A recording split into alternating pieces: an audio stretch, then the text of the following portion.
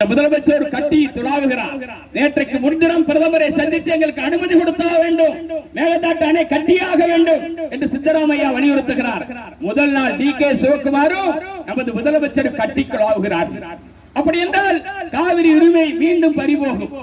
நெல் கொள்முதல் நமக்கு இருக்கிற ஒரே உத்தரவாதம், இந்த நெல்லை உற்பத்தி செய்தால் அந்த நெல்லுக்கு கொள்முதல் உத்தரவாதம் இருக்கிறது.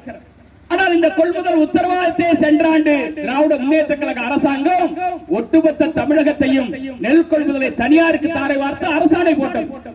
அரசாணை போட்ட அடுத்த நாள் காலையிலேயே திருக்கோவிலையில் கலைஞர் பிறந்த வீட்டுக்கு முன்னால் நின்று நீ எங்களுக்கு துரோகம் செய்வதாக நினைச்சு உன் தந்தையார் கலைஞருக்கே துரோகம் செய்துவிட்டாய் என்று அந்த அரசாணையை தீயிட்டு கொளுத்தினோம்.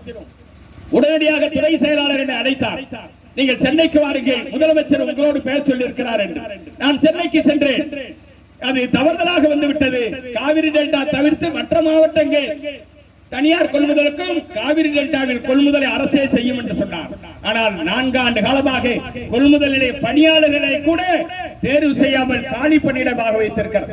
சென்ற தேர்தல் அறிக்கையில் கொடுத்த ஒவ்வொரு ஒன்றியத்திலும் ஒரு நேரடி நெல் கொள்முதல் நிலையங்களை கொள்முதல் செய்யக்கூடிய நெல்லை சேமித்து வைப்பதற்கான மூடப்பட்ட கிடங்குகள் திறக்கப்படும் என்று சொன்னார்கள். எந்த ஒன்றியத்திலாவது கட்டப்பட்டு திறக்கப்பட்டிருக்கிறதா?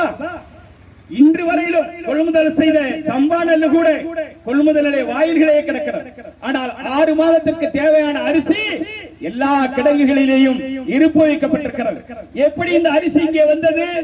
குறுவையில் கொள்முதல் செய்த நெல் அழிந்து போய்விட்டது. காலத்தில் கொள்முதல் செய்யாததால் அழிந்து போனது. சம்பாவில் கொள்முதல் செய்த நெல்லையும் இதுவரையிலும் அரிசியாக்கி பொடியுதவி திட்டத்துக்கு பயன்படுத்தாமல் கிடங்குகளை இருப்பு வைத்திருக்கிறார்கள். என்ன காரணம்? விவசாயிகள் புரிந்து கொள்ள வேண்டும். 1 கிலோ அரிசி மத்திய தொகுப்பில் 22 ரூபாய்க்கு விலை கொடுத்து வாங்கி ஆந்திரா, கர்நாடகா போன்ற மாநிலங்களில் விலைக்கு வாங்குகிற இடைத்தரகர்கள் தமிழ்நாடு நுகர்பொருள் வாணிப கழகத்தில் 42 ரூபாய்க்கு விலைக்கு கொடுக்கிற ஒப்பந்தத்தை போட்டிருக்கிறார்கள். சென்ற ஆண்டு 6.5 லட்சம் ஏக்கர் குறுவை சாகுபடி. ஆனால் ஆகஸ்ட் மாதமே காவிரி டெல்டாவில் இருக்கிற எல்லா கிடங்குகளிலும் 6 மாதத்திற்கு தேவையான அரிசியை தமிழ்நாடு அரசு ஒப்பந்தம் போட்டிருக்கிற இடைத்தரகர் தனக்கு சுயநலத்திற்காக விவசாய நெல்லை கொள்முதல் செய்து அரிசி கிடங்குகளை வைப்பதற்கு இடமில்லாத வகையில் வெளி மாநிலங்களிலிருந்து கொண்டு வந்து இன்று வரையிலும் அரிசி இருப்பு வைக்கப்பட்டிருக்கிறது. எனவேதான் கொள்முதல் நிலைய வாயில்களிலே கொட்டி கிடக்கிறது, அழிந்து கொண்டிருக்கிறது. விவசாயிகளுக்கு ஒரு உத்தரவாதம் போய்விட்டது. இன்றைக்கு மேடைகள் தோறும் முழங்குகிறார் தமிழ்நாடு முதலமைச்சர். மத்திய அரசாங்கம் கடன் கொடுக்க கூடாது என்று உத்தரவு போட்டிருக்கிறது. மத்திய அரசாங்கம் நெல்லுக்கு ஊக்கத்தொகை கொடுக்க கூடாது என்று உத்தரவு போட்டிருக்கிறது.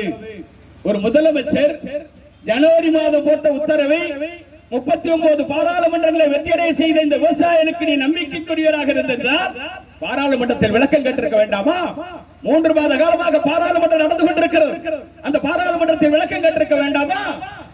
இன்றைக்கு நீங்கள் அந்த அறிவிப்பு பாராளுமன்ற மறுசீராய்வு தொகுதி மறுசீராய்வு அறிவிக்கப்பட்டவுடனேயே கருப்பு சட்டை அணிந்து கருப்பு கொடி ஏற்றி உரிமையை மீட்பதற்கு நீங்கள் அடித்தளமிட்டேன் என்று தங்களை பாராட்டிக் கொள்கிற முதலமைச்சர் அவர்களே, ஜனவரி மாதம் போட்ட கடிதம் இன்று வரை இருந்தது.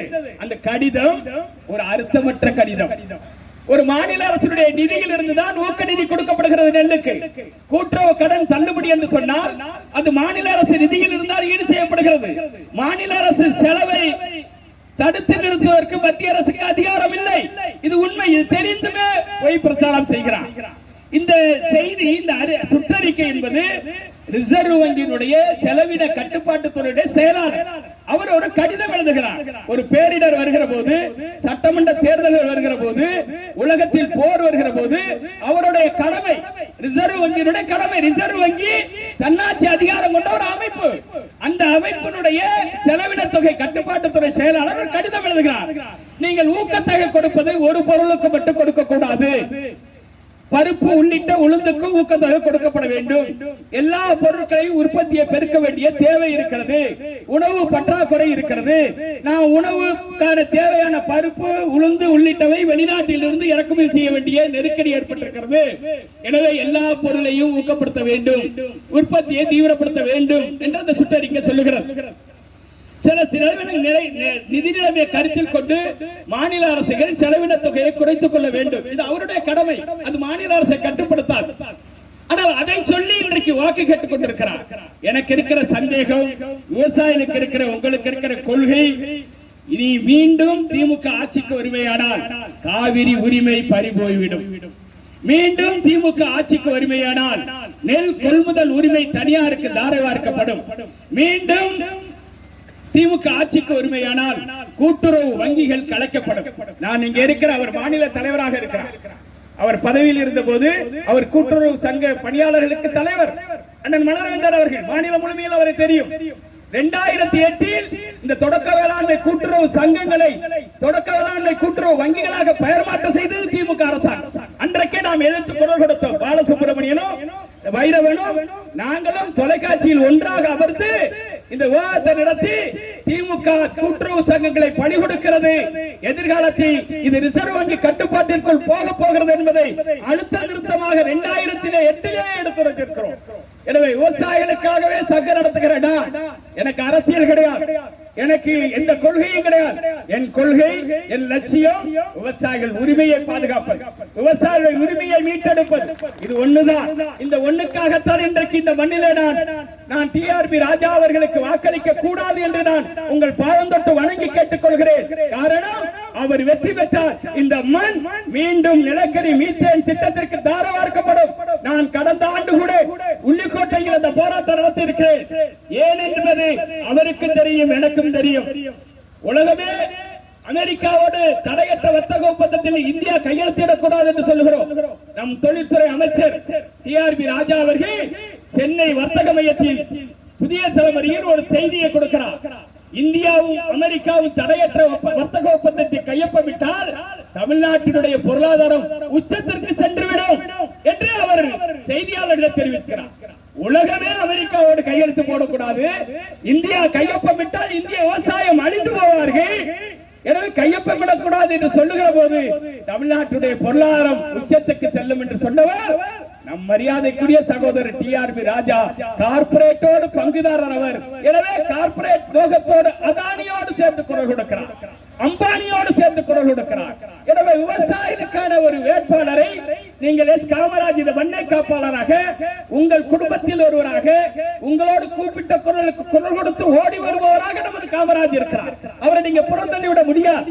ஆனால் டிஆர்பி ராஜா வெற்றி பெற்ற அமைச்சரான பிறகு அவர்கள் ஒன்றிய செயலாளர் கூட உட்கார வைத்து பேசுவதற்கு அனுமதிப்பதில்லை. அவர்களுக்கு கட்சிக்கார குடும்பங்களுக்கு கூட அவர் திருமணங்களுக்கும் துயரங்க நிகழ்ச்சிகளுக்கும் செல்வது கிடையாது. இது அவர்கள் கட்சிக்காரருக்குள்ளே இருக்கிற குழப்பம். எனவே நான் இதை விமர்சிக்க விரும்பவில்லை. ஆனால் இந்த சட்டமன்ற தேர்தல் என்பது தமிழ்நாட்டில் மண்ணை காப்பதற்கான சட்டமன்ற தேர்தலாக மாறி இருக்கிறது. கார்பரேட்டுகளுக்கு எதிரான களமாக இன்றைக்கு மாறி இருக்கிறது. அதனுடைய விளைவுதான் விவசாய சங்கங்கள் கூட நாங்கள் இன்றைக்கு தனிப்பட்ட முறையில் வேட்பாளர்களை ஆதரிக்க வேண்டிய நிர்பந்தத்தில் தள்ளப்பட்டிருக்கிறோம். எனவே அந்த கட்டாயத்தில் தான் இன்றைக்கு உங்களிடத்தில் உங்கள் பாதம் தொட்டு வணங்கி கேட்கிறோம். நீங்கள் எல்லாம் எஸ் காமராஜ் அவர்களுக்கு வாக்களித்த அரசியலுக்கு அப்பாற்பட்டு உழவனாய் ஒன்றுபடுவோம். நமக்கு எந்த அரசியல் பாகுபாடும் இல்லை, எந்த ஜாதி மத பாகுபாடும் இல்லை. உழவனாய் ஒன்றுபட வேண்டிய நெருக்கடியும் தேவையும் வந்திருக்கிறது. இந்த மண்ணை காப்பதற்காக, நம்முடைய வாழ்வாதாரத்தை மீட்டெடுப்பதற்காக, நம் எதிர்கால சந்ததியினர் வாழ்வதற்காக, இந்த மண்ணை காப்பதற்கு நீங்கள் எல்லாம் ஒன்றுபட்டு அண்ணன் எஸ் காமராஜ் அவர்களை பெருவாரியான வாக்குகள் வித்தியாசத்தில் வெற்றி பெற செய்ய வேண்டும் என்று உங்கள் பாதம் தொட்டு வணங்கி கேட்டு விடைபெறுகிறேன். நன்றி, வணக்கம்.